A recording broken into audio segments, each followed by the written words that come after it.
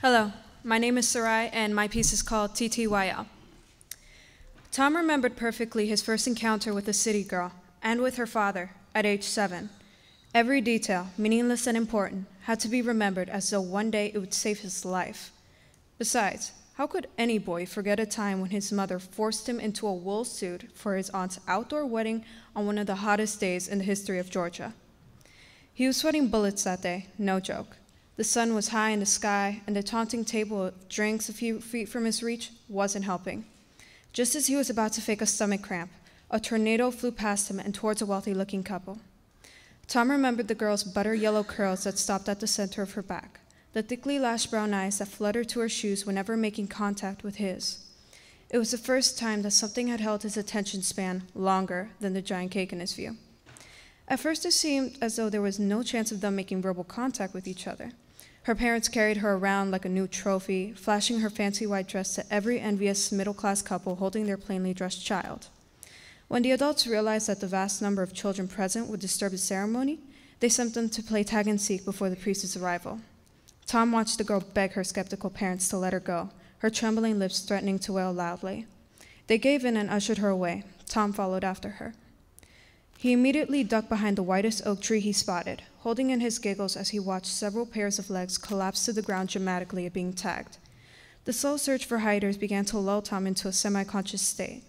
He settled himself into the soft grass, certain no one would find him, until a soft voice whispered into his ear, "Can I hide with you?"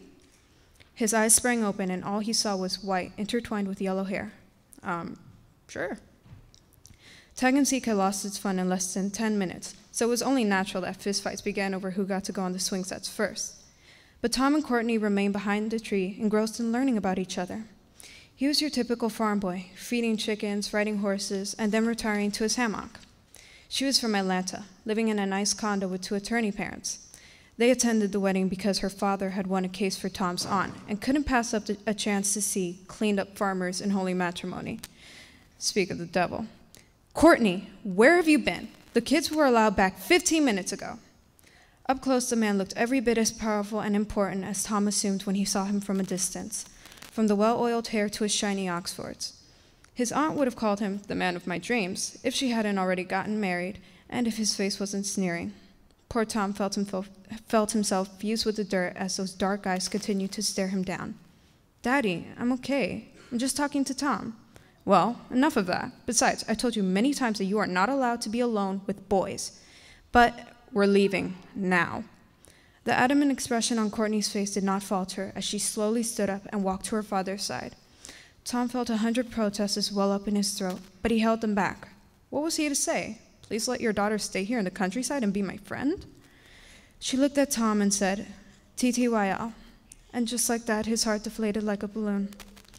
Courtney and her father walked away, hand in hand, walking 10 years into the future, where Courtney's father lost his job and wife for favoring alcohol and snide remarks. They would move to the countryside to avoid further humiliation, where Courtney would finish her senior year in Jameson High School and reunite with Tom after accidentally spilling soda on his pants before identifying him. He recognized her, though. After stopping her in mid-apology and giving her his name, he smiled at the light of recognition in her eyes. He gestured to his pants and said, "Ttyl."